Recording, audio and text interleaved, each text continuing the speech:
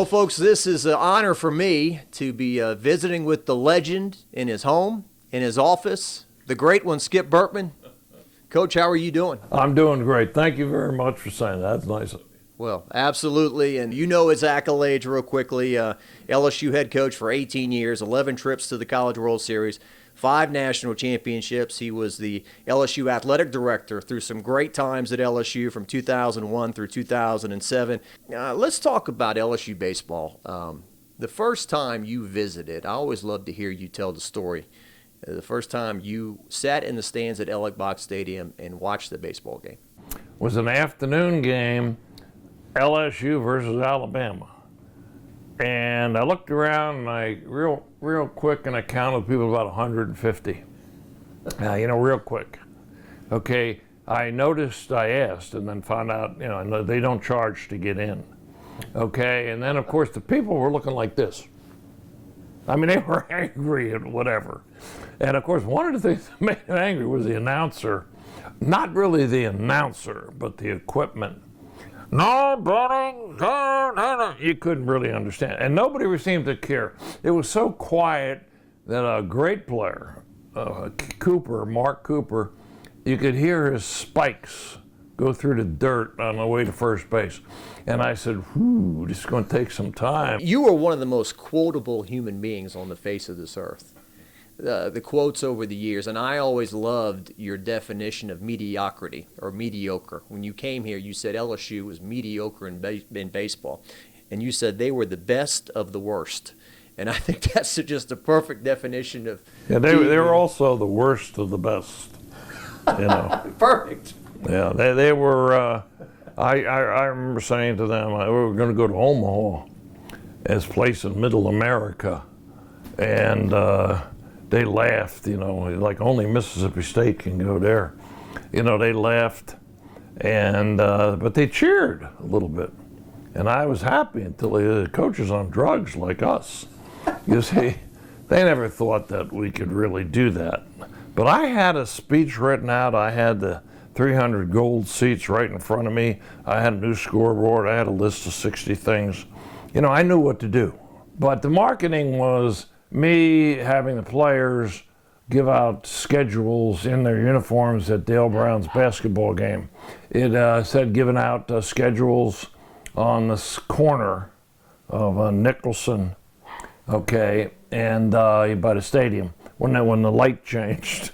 All right, and I mean it was pretty different. Now I think the thing to say that I'm glad about, nobody has to do that anymore. Now, Dee Dee did a lot of that, and I respect her a lot for that. But nobody else in the building of all 21 sports ever has to do that again. Right. I mean, they've got everything. And what you said, too, about players going out and visiting. And I saw an interview with you once, and it was a simple statement, yet it was so poignant. I sent the players out to hand out schedules, and they got a chance to meet people. That's correct. And to this day, Coach, of all the sports I get to cover at LSU, we know football's king. We know about the passion and the, live or die with football. But to me, there's no stronger connection, human, personable connection than LSU baseball and the fans. There's just nothing like it. Right. Thank you. By and large, we built up the interest, and I think what you said is heartening to me. I really like that. It's not that I did anything particular. I think the bond at baseball, and I think what does it is the baseball players are great students. There's never any problems. They win more than their share, and the standards are incredibly unrealistic, Okay, so I think Paul Maneri's terrific and does a great job. So that's one of my favorite things is the fans. There were 6 straight losing football seasons. That's right. Okay, so baseball, on the other hand, took off winning immediately. When we went to Omaha, our fans were just like the people in Omaha, hardworking people, loved their sports. The Chris Guillotts, the K-Lady, the Coons Corner, the left field lunatics, the 2-out rally gang, all these people over the years. I interviewed the K-Lady one time. She'd missed like just a handful of games for a graduation, wedding, whatever. And, why do you go to a game in February when it's 40 degrees on 9 o'clock on on a Wednesday night when LSU's beating McNeese 8-1 and still be sitting there. And she just said it's the right thing to do. It's the right thing to do. And I just thought, wow, just once again, so poignant. It's the right thing to do for me to come. Actually, it was a place to be. Young people, elderly people, big mixture. Give your tickets to somebody else, mixture, and then I think that's what did it. Some things, Coach, or they say romanticize as time goes by. They become better than what they really were. But in the case of the old Alec Box, whatever you've heard about Alec Box being the best, it's totally true. And to this day, people tell me, look, the new Alec Box is remarkable. It's what had to be done. But the old box, something about that concentration of 7,000, 8,000 people right on top of you. Right on top of you. Yeah. But you built that thing slowly but surely, and the tailgating, the train over the center field wall, all those things. Jim Hawthorne, here's the 5:05 right on time, or whatever it was. Just great. Yeah, it had a lot of tradition. People, they've been doing it for 100 years. But the box against USC in a regional, okay, those people would stand for 9 innings. They would scream, and the noise was so much that I'd have to shout in the dugout. And the other coaches were incredibly intimidated, and so were their teams. So if any, as I've said many times, Dean Smith had a good one, Mike Krzyzewski has a good one. As a home field advantage, nobody had a better home field advantage than this guy at the old Alec Box, the way it was played at that time. People say, who's your favorite? What's a favorite tournament? The thing that I'm most proud of at LSU over the 18 years of baseball was that LSU is the winningest team in the history of the NCAA in playoff games. So we got like a 780 win-loss percentage.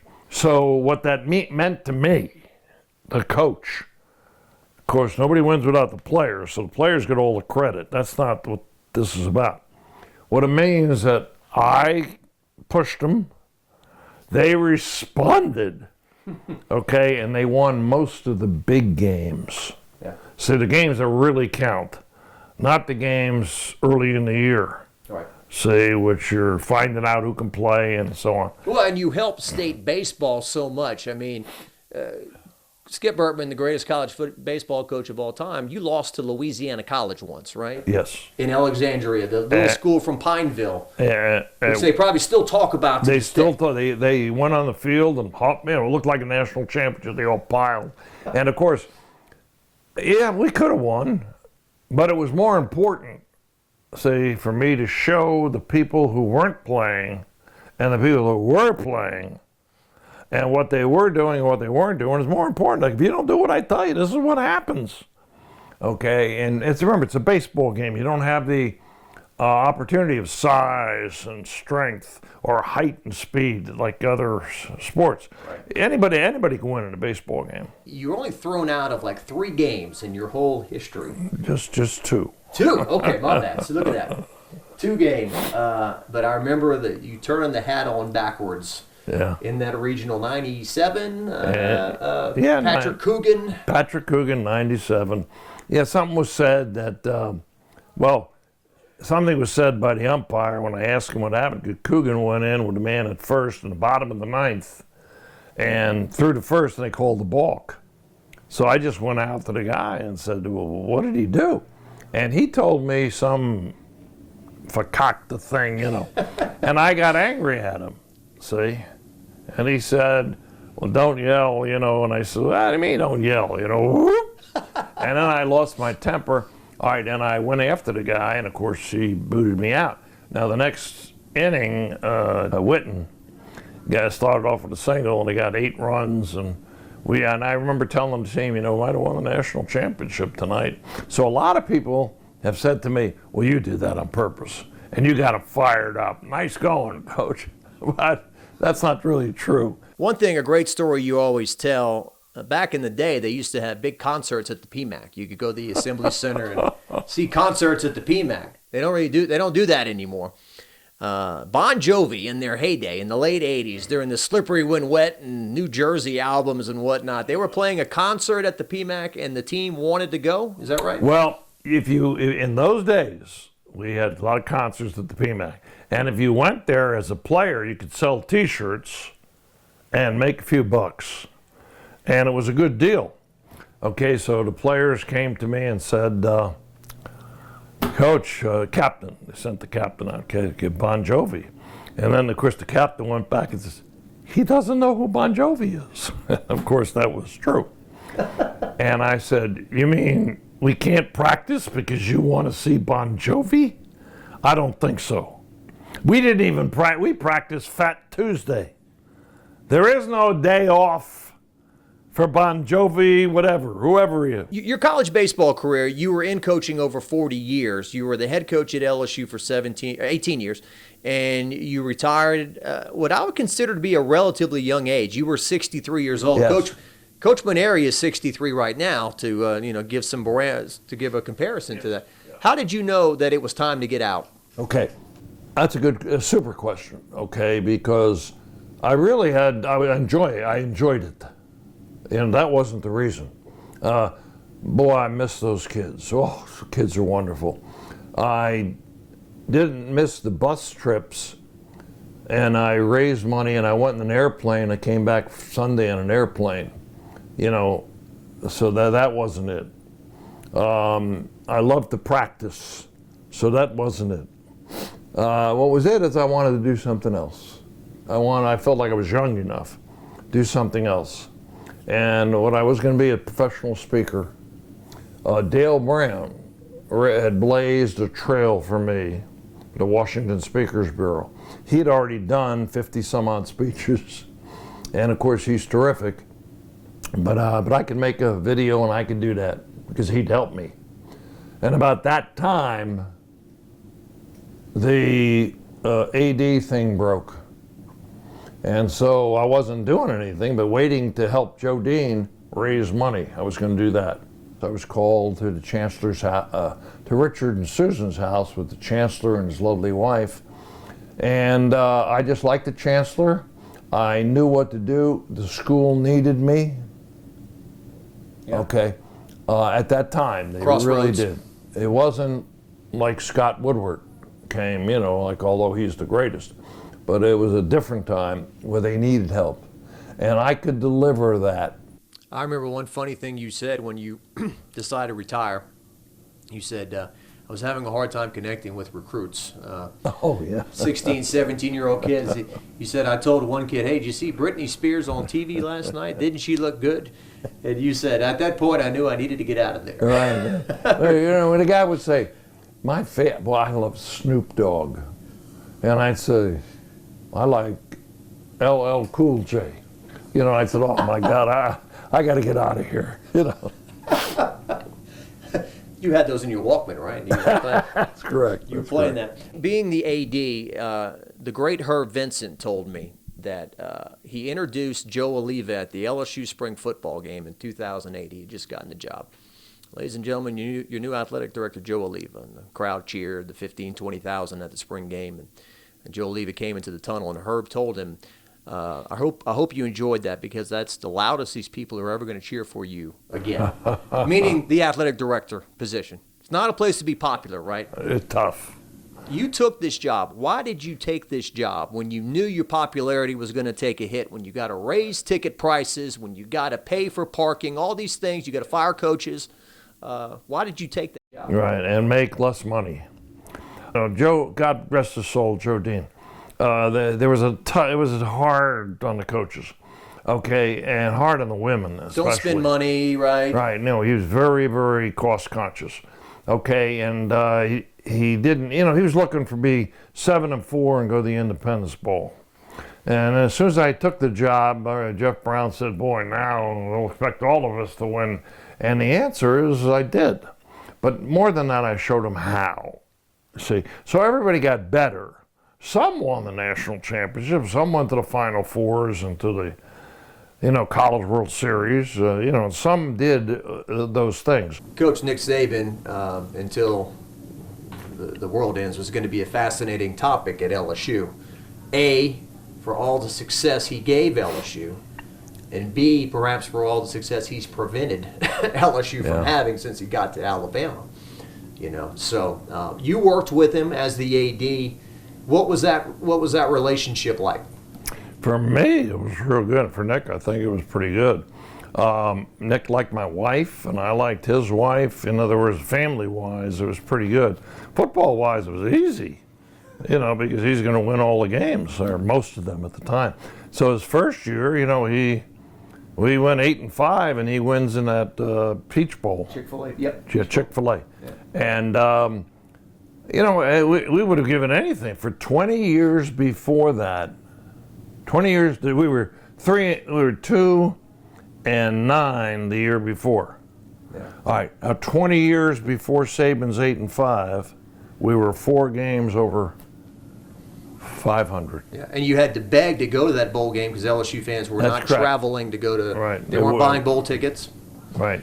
And Nick Saban was carried off the field and got a Gatorade shower for winning the Chick-fil-A Peach Bowl. Which shows you.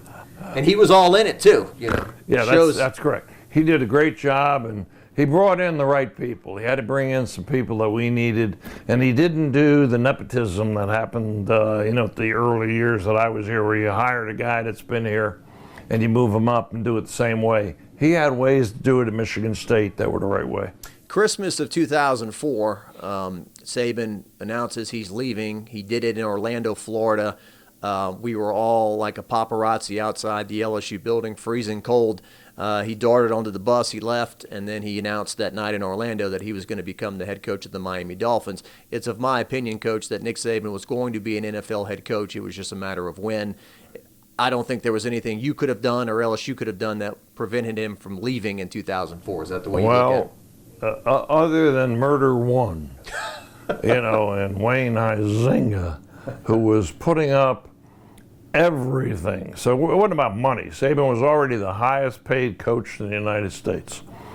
It was about, Skip, I think I got to take a shot. Now, I don't care about Pittsburgh or Chicago, but this is, look at Florida. Yeah. And so Saban had, went, and his wife went in a helicopter to pick out a house. He had a DC-3 that slept 20 people. He was one of the first billionaires, okay? And of course, he wanted Nick. And I said to him, and this is true, I said to him, Nick won't do well at Miami. And he said, what are you talking about? I said, you see, there's certain coaches, and of course I told Nick, and of course Nick knew this. Steve Spurrier, Lou Holtz, okay, Bobby Petrino, and many others tried pro ball. Found out you can't yell at the kids anymore. Can't yell at that 30-year-old making, $14 million a year. So, and Nick's strength was his ability to coach with every single phase of the game and every single person. And if he felt you did something wrong, okay, he was right at you, just like I did in baseball. Yeah. And I knew exactly what he was doing. Yeah. Okay, people just didn't quite understand that. And that's what he does to this day. Now, he's mellowed a lot, and his coaches have picked up a lot of the slack, meaning that he mellowed out, and now they yell. And but he still does it. And of course, the kids called it, I was Sabanized. They would say, I was Sabanized. Well, I imagine if you were coaching a game and if you were winning a game 15-1 in the ninth inning and some kid hot dogged around the bases or absolutely, you would have been in his you-know-what. Right. Absolutely. Yeah. And I always say to the kid, look, we're not curing cancer. And here's Nick. It's just a sporting event. It's just a baseball game. But that doesn't mean we shouldn't do it right, do it the best we can, every single time. See, and that's where Nick shines. He never lets them fall off. He makes them stay on this plane, see? And he works at it. And I did it with you in the media. Every Monday you'd say... He just worked me. He didn't work. That's right. every Monday when the press conference, the media would say, "This is a big game this week." He goes, "No, it's not. It's just another game." Right. Now we got to stay right here, because he kept them on an even keel. They had to play for 60 minutes. They had to beat their man for 60 minutes. They're not allowed to look at the scoreboard and a lot of other things that we know. Anyway, he wins the national championship, and I'm down, and I figure there's no way he could lose, because when he gets to that game, he's better prepared than the other coach. Yeah. Okay, and now, of course, things have changed. All right, now he wins, and of course we're all excited, throwing beads and doing things, and Nick, who's very, he wants to get into the next day's coaching already, next year. And it was a wonderful thing, and we sold more hats, and we sold more, and people came, and more students. There were probably 10,000 students at Alabama. See, because of Nick Saban. Yeah. We got more students. So anybody tells you they're winning football, yeah, that may be Harvard or Yale, but in the state schools, anytime you win the football national championship, it's like a real estate. It's the car right in front of your house. What kind of curb appeal does the university have? If you like it, like people evidently like Ohio State, Clemson, and the others, then they go on the internet, see, and then they pick up those courses and get all everything they need. And pretty soon, that's what the kids want. Yeah. Well, I read an article, Coach, about the University of Alabama since Nick Saban has gotten there to this point.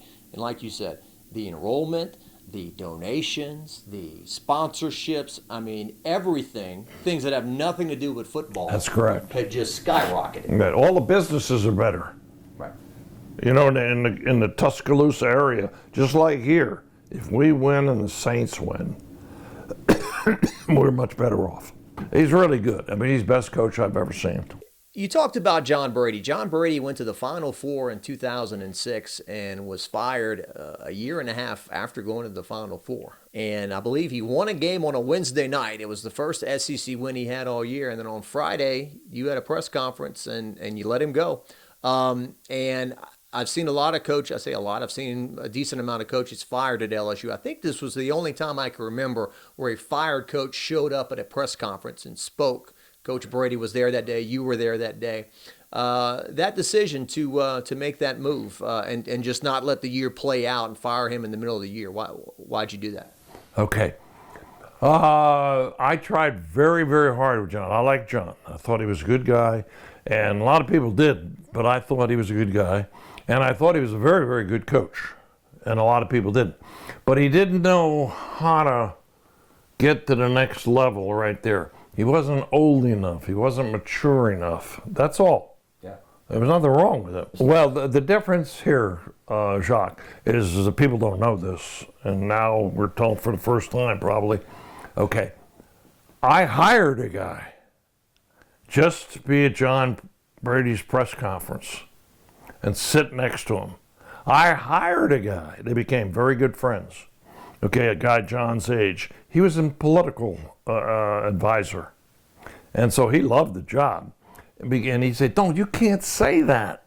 And worked with him. I go into Brady and says, "You got to come see me." And we talk. And I worked real hard today. He's a great announcer, and he'd be the super coach today. Good about maturity and age. I didn't come here till I was 44. And, it takes a little bit of maturity and learning. And John wasn't ready for that, although I tried real hard with John. I like John. He's a good guy and a good coach. The Skip Bertman shadow is huge. And I realize what I'm getting into, and a lot of people might be afraid of that. I'm going to just stand here and tell you, I'm not afraid of that. I embrace it. You hired Paul Mainieri in June of 2006. And I'm going to say that Mainieri, although his resume says this is his 15th season, I'm going to say he's really only coached 12 seasons, because you or his late father, Demi Mainieri, or Tommy Lasorda, or whatever, that first year, no one's going to Omaha with that. No. With that team in 2007. That's a good call. That's a good call. And then last year, obviously the year's wiped out. Would they have gone to Omaha? We don't know. We don't know. So we'll say that he coached 12 seasons so far. And in those 12 seasons, he's been the national champion, the national runner-up. He's made 5 trips to the World Series. He's been the Super Regional, which the Super Regional is like the Sweet 16, like in basketball. Like when LSU goes to the Sweet 16 in basketball, everyone's excited. because of the expectations, Sweet 16, so what? In baseball. So SEC champion 4 times, SEC tournament champion 6 times. I feel like if he could have won in 17 and they would have one more trip to Omaha, the resume, I don't think anybody could question it. And I'm not saying I do question it. I'm just saying that, the job he's done so far. And look, whether it's you or Nick Saban, somebody's there 15 years. Some people get tired of looking at you no matter what, right? So how do you think he's done? Okay, good call. Right. When you're there a certain amount of time, people just get this, bad things are said, no matter who you are, no matter what the sport is. That's not happening with Paul. You got to remember this. In addition to, forget the wins, all the kids graduate. Like 90% of them. And the 10%, took the money and went on, like DJ LeMahieu and Mikey Matuk and the others. Okay, he's really good that way. He never has a recruiting violation or any problem there. He manages his program real well. Okay, people like him. Gives speeches everywhere. Okay, people like him. This team, I think, is the best team he's ever had. Based on COVID, people coming back. Right now, 2021. Yeah. And the class that he got, because the draft was only 5 rounds, and he got Dylan Cruz in right field. That kid might have got $3 million years ago. Yeah. But now he only got $1 million. So he went to school. Okay. There are others like that, and probably others at other schools like that. But Paul handles it well. He handles losses very well. He's a tough competitor. The thing I like most about, I like everything about Paul, but one of the things I really like is he's still upset, like Saban, about coming in second. So when Saban was asked, 7 national champions, you're the king, tell us. I lost those 2. And that still bothers me. Well, that's Paul. Paul's a great coach, and more importantly, he's a wonderful person for Baton Rouge, and we need that. Yeah. Well, I would say this, every week when those polls come out, for the most part, as long as I can remember being here, every week LSU's in the top 10. Every year we're talking about it, LSU being a national seed for the most part. He's had some bad luck here and there with it. Yes, he has. But I will say, as far as dealing with the media, he's probably the best coach I've ever had. He'll apologize to you for missing your phone call. That's correct. I'm sorry I missed you. Yeah, that's what I mean. Yeah. Good for you. Yeah. A couple guys, too, before I let you go. So I thought it was great that back in the day I could drive across town and go watch the Southern Jaguars for 4 or 5 innings, see Roger. Oh, Jacques, how you doing today? And then drive back across town and see Skip Bertman. Two legends of the sport in the same city. Your relationship with Roger and what he did for people of all color and all different backgrounds there. Yeah, Roger is a wonderful guy. He came in my 2nd year at LSU, and I said to him, I called him. I said, would you come to our press conference? And let's say we're going to play 3 games. Okay, and whoever wins 2 of them wins the Mayor's Cup. And we'll get the mayor to come out and do a few things. And he said, sure, Stanley. All right, you did a much better job. Did he call you Stanley? Or Stanley, he calls me Stanley all the time. Okay, and he comes, and of course, this is all new to him. And we get together, and so he calls me a lot and asks me how he did, but this and that. And I don't think this is a bad thing to say. When our lights were taken out, people said, well, where should they go? And a lot of people, well, the guy with the board who is in Lake Charles, let's send them out there, Eunice. Okay, and I said, listen, they should go to Southern. That's an LSU school also. And they should go to Southern. And not only did they go there, but friends of ours from Turner Industries put the lights up so that they could afford it. So Roger has been very, very good. He's done a lot for race relations. He's beloved by everybody. And, you can't win the national championship at Southern, I don't believe. It's different. Yeah, sure. I don't mean the players aren't good enough.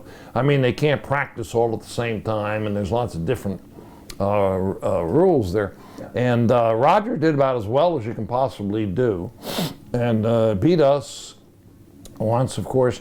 And he also won a regional game, which he's the only SWAT guy to ever win. And he's just a superstar guy. That was nice of you to mention that. Well, the coach to this day, the only college coach I could call on his cell phone during a game, and he would answer.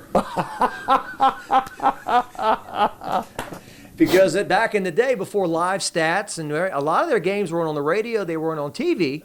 I'd go out, shoot the first game, get the score from that one. And the second game, it'd be like 5:30. I'd call and say, Coach, what's going on? Jacques, we winning 5-3 in the fourth inning.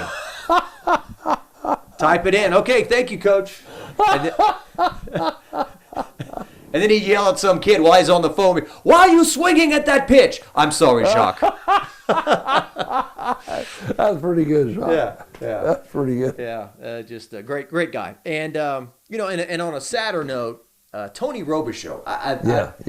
I don't think you could ever imagine that you would have outlived Tony Robichaux, right? That's not the way that was supposed to go, and that was tragic. There's always been that kind of that between the Cajuns and the Tigers to an extent. Well, there was mostly in softball. Yes. From Gerard, years ago. Gerard, yeah. Now they play and it doesn't seem to matter, and now they play baseball. It doesn't seem to matter. That's true. Okay, so there was a time, but it's not there now, and Robichaux built that program like I did. He built it. See, now he had experience. See, he was at McNeese, he had other places, and he built it.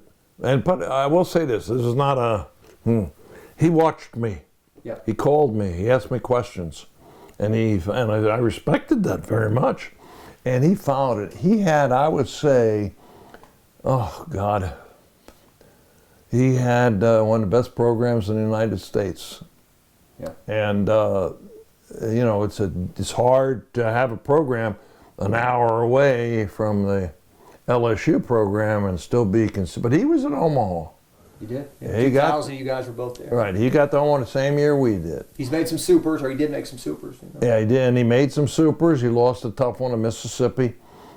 Scott Woodward, it seems like he is the perfect guy for this job. And obviously LSU's got some things they're dealing with right now. They got this Hush Blackwell report coming out. They've got the John Paul Funes, Our Lady of the Lake thing, the NCAA and Will Wade. You're not working over there. I don't expect you to speak on those things, but just he's facing a lot of challenges right now. If you were the AD right now, you'd be up to your neck in a few things. I had a few challenges, but nothing like this. Plus, I think, let's get something straight. Scott Woodward is the most qualified athletic director we've ever had. I remember he was at Washington, he was at A&M, now he's at LSU. He knows exactly what to do. He knows it. All right. Then he comes in, boom, and gets a 15-0 football team.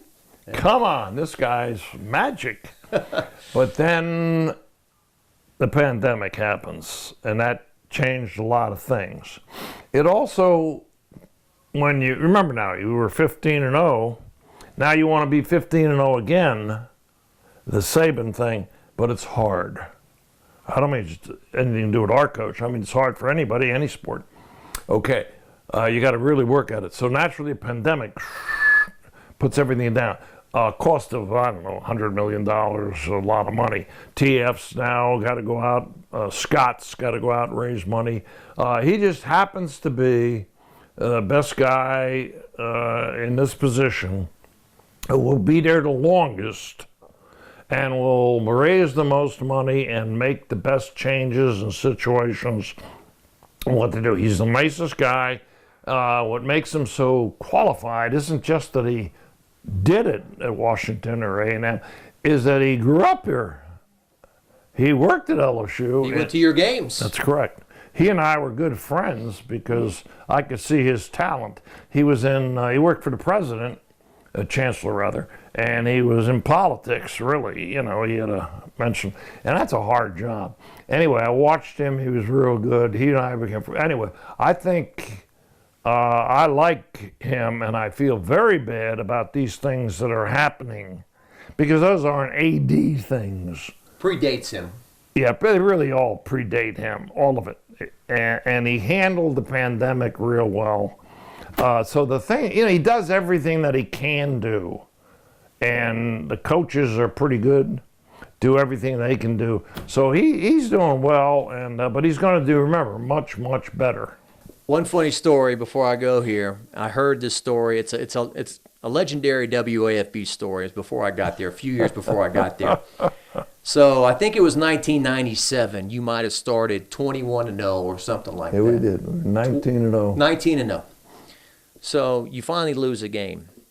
So the WAFB intern, whoever this guy was, gets sent out that day to go interview Skip Bertman after the Tigers lost this game. So he goes to you and he says something like, Coach, after your undefeated start, I know it's got to be heartbreaking to lose a game, and your undefeated streak goes up. And you went, oh yeah, I was devastated. I couldn't sleep last night. I mean, hey kid, it's a baseball game. Yeah, I said, hey kid, listen, that's a Tuesday question at the football conference. I said, that's not a baseball question. He also said, what do you think the turning point was? And I thought to myself, how am I ever going to pass this? And but that went on right up through into the 90s. It was still, all the sports people knew was football. And so all the questions, were football questions. Like, you looked like a different team than last week. You looked like a different team than yesterday. I said, we were a different team. But you can't invert the linebackers, see, or pull around, guys. This is a baseball game. It changes every day. I'll give, real quick, I'll give Smoke Lavelle some love. One quote he gave me one time when I came out to practice. Smoke said, Jacques, stay as long as you want. We're not going to run a double reverse on the opening kickoff. Yeah, Smoke picked up on that. That sums it up. Yeah. Football, everything is so secretive and paranoid. I know you guys got signs and stealing signs and all that. It's like, stay as long as you want. We don't care. So. You can sit in the dugout if you want. Well, huh? Well, look, to this day, I think one of the great things I enjoy about my job is if I'm walking to an LSU sporting event and I pass the legend Skip Bertman and he tells me hello and knows my name, that makes me feel good. Give me a fist bump there, Coach. There you go. My pleasure. The great one, Skip Bertman.